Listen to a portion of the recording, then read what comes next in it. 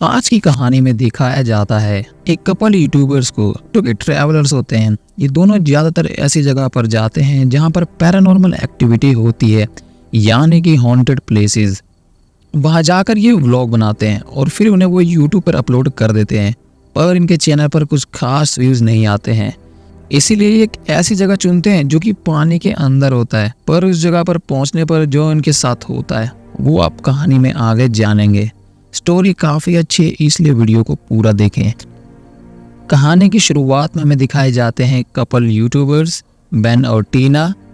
दरअसल ये दोनों व्लॉगिंग कर रहे हैं और ये हॉन्टेड प्लेस पर घूमने आए हैं जिसे ये अपने यूट्यूब चैनल पर अपलोड करेंगे। बट इन्हें यहाँ पर कुछ भी भूतिया नहीं दिखता एंड इसका असर हम वीडियो पर भी देख पाते हैं क्योंकि इनकी वीडियो पर भी कुछ खास व्यूज नहीं आते। इसीलिए नेक्स्ट व्लॉग के लिए बेन एक ऐसी जगह चुनता है जिसके बारे में किसी को भी नहीं पता क्योंकि ये जगह पानी में डूब गई है। और इन दोनों का प्लान होता है उसे रिकॉर्ड करना, वो भी पानी के अंदर जाकर। टीना इसके लिए ब्रीदिंग प्रैक्टिस भी कर रही होती है ताकि वो पानी के अंदर ज्यादा देर तक सांस ले सके, लेकिन वो ज्यादा देर तक सांस को रोक नहीं पाती है। पर शो ऑफ करने के लिए वो बेन को बताती है कि उसने 3 मिनट तक अपनी सांस को रोके रखा। खैर ये उस जगह पर पहुंच जाते हैं, बट वहां जाकर ये देखते हैं यहाँ पर कई सारे लोग पहले से ही मौजूद होते हैं और इतने सारे लोगों को देख के लगता है कि ये जगह तो पिकनिक स्पॉट बन गई है। ये देख ये दोनों काफी डिसअपॉइंट हो जाते हैं और यहाँ से जाने का फैसला करते हैं। बट जाने से पहले बेन की मुलाकात एक अनजान आदमी से होती है। इसका नाम जॉन है। ये दोनों बातें करते हैं।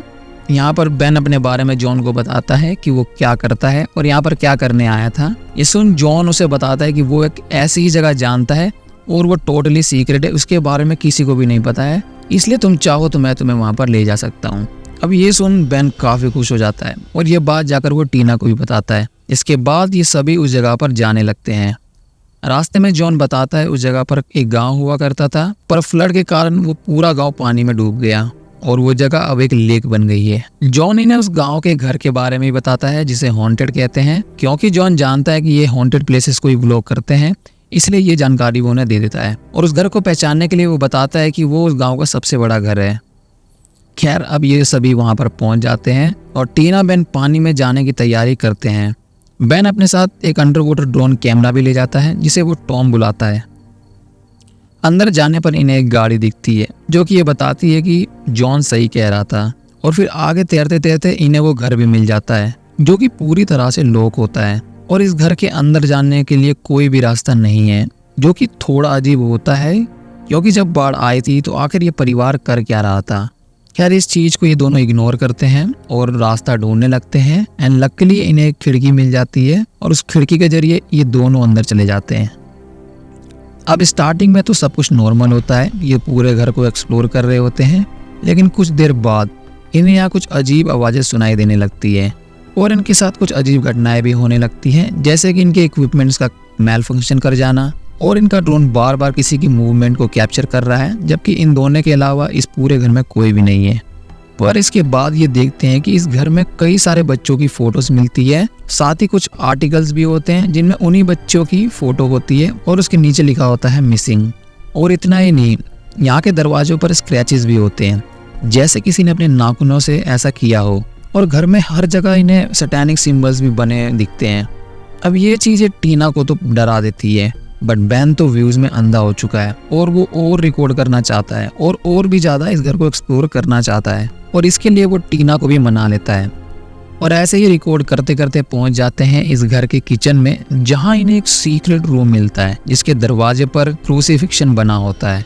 और ये बेवकूफ उसे हटाकर उस रूम में चले जाते हैं और फिर जो इन्हें दिखता है इससे ये दोनों काफी डर जाते हैं, क्योंकि अंदर इन्हें एक आदमी और एक औरत की लाश मिलती है जो कि चेन में लिपटी होती है, साथ ही इनकी फेसेस पर मास्क भी होता है। और इतना ही नहीं, जहाँ पर इनकी लाशें होती है वहां पर भी एक सैटेनिक सिंबल बना होता है।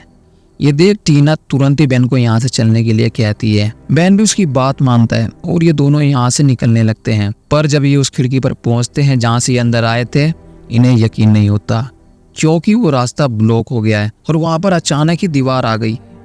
ये देखिए दोनों समझ जाते हैं कि ये घर सचमुच हॉन्टेड है और अब ये दोनों यहाँ पर कैद हो चुके हैं।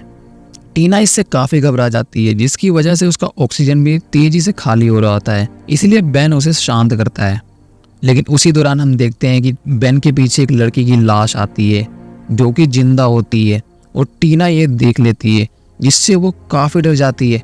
पर जैसे ही बेन उसकी तरफ देखता है वहाँ पर वो लड़की नहीं होती है।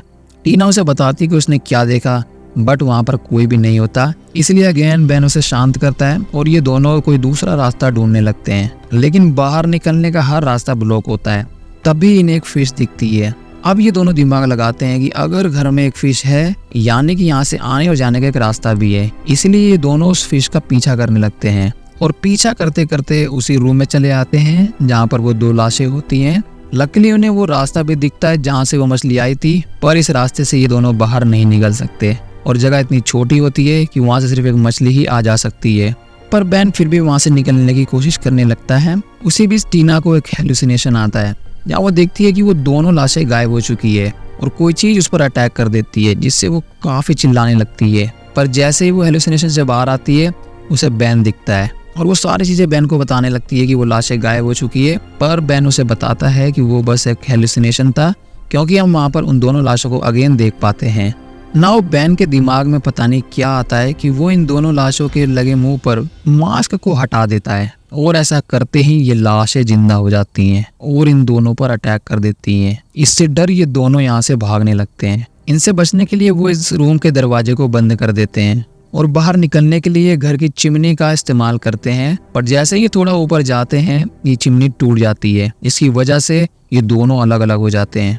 पर ये रुकते नहीं है और एक दूसरे को ढूंढने लगते हैं। जिस बीच बेन को इस घर की फैमिली ट्री दिखती है जिसमें जॉन का भी नाम लिखा होता है और यहाँ बेन को पता चलता है कि असल में जॉन भी इस परिवार का हिस्सा ही है और वो इनका बेटा है जिनकी लाशें इनका पीछा कर रही है।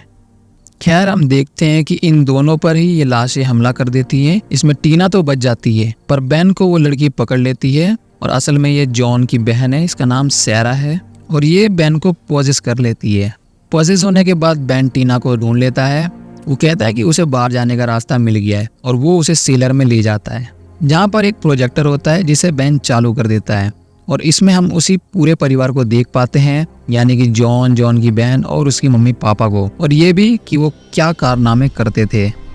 दरअसल ये परिवार सैटेनिक रिचुअल्स करता था जिसके लिए ये बच्चों की बलि देते थे। पर जब गांव वालों को इस बारे में पता चला तो गुस्से में आकर उन्होंने इस परिवार पर हमला कर दिया। इसमें जॉन के अलावा सभी मारे गए और गांव वालों ने ही इनकी लाशों को ऐसे लटका दिया था, जिसके बाद ही यहाँ पर बाढ़ आ गई। इसीलिए पूरा घर लॉक है, जो कि डेफिनेटली इन गांव वालों ने ही किया होगा। पर ब्लैक मैजिक करने से इनकी फैमिली मरने के बाद भी जिंदा हो गई, जिसका पता समहाउ जॉन को लग गया। और ऐसा तब हुआ होगा जब बाढ़ यहाँ पर आई थी। उसके बाद जॉन ने यहाँ पर आने की कोशिश की होगी और जब वो इस घर में आया तो उसे पता चला कि इसकी फैमिली जिंदा है एंड इसकी फैमिली अगेन वही रिचुअल मरने के बाद भी करना चाहती है। इसलिए जॉन यहाँ पर बेन और टीना जैसे लोगों को भेजता है ताकि इनकी फैमिली उनका शिकार कर सके। खैर आगे हमें दिखाया जाता है कि सैरा उस स्क्रीन में से बाहर आती है और वो बेन के साथ आकर खड़ी हो जाती है और बेन टीना को बार बार कह रहा होता है कि हमारे साथ मिल जाओ। ये सुन टीना यहाँ से भाग जाती है और वो उसी स्क्रीन के अंदर चली जाती है जहाँ से सैरा आई है। उस स्क्रीन के दूसरी तरफ बाहर जाने का रास्ता भी होता है, पर इससे पहले कि वो यहाँ से बाहर निकलती बेन वहाँ आकर उसे पकड़ लेता है। इसलिए मजबूरन उसे बेन पर चाकू चलाना पड़ता है, पर वो चाकू उसके कंधों पर चलाती है। इससे बेन वापस होश में आ जाता है और वो टीना को पहचान लेता है। ये देख टीना काफी खुश हो जाती है, लेकिन तभी वहाँ पर जॉन की फैमिली आ जाती है और सैरा तो उसी चाकू से बेन को मार देती है। इससे टीना काफी दुखी हो जाती है, पर उसके पास यहाँ से जाने के अलावा कोई और रास्ता नहीं है, इसलिए वो बेन को छोड़ यहाँ से जाने लगती है। पर तभी ये सारे टीना को पकड़ लेते हैं और हम देखते हैं कि उसका ऑक्सीजन भी लगभग खत्म ही हो गया है और कुछ देर ऐसा ही चला तो टीना वैसे भी यहाँ पर मारी ही जाएगी। इसलिए वो अपने टैंक को छोड़ देती है जिसे इन सभी ने पकड़ रखा था। इससे वो आजाद तो हो जाती है, लेकिन अगर सही टाइम पर वो ऊपर नहीं पहुंची तो वो मारी जाएगी। खैर हम देखते हैं कि वो इस जगह से बाहर निकल जाती है और तेजी से पानी के सरफेस पे आने की कोशिश करती है, बट इन दी एंड हमें दिखाया जाता है टीना बाहर नहीं आ पाती और दम घुटने से उसकी मौत हो जाती है और वो लगातार पानी में डूबने लगती है।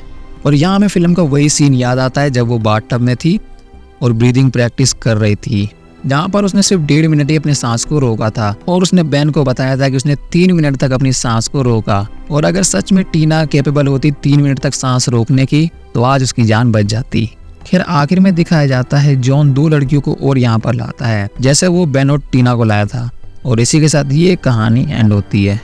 तो दोस्तों ये थी द डीप हाउस मूवी की कहानी। आई होप आपको पसंद आई हो।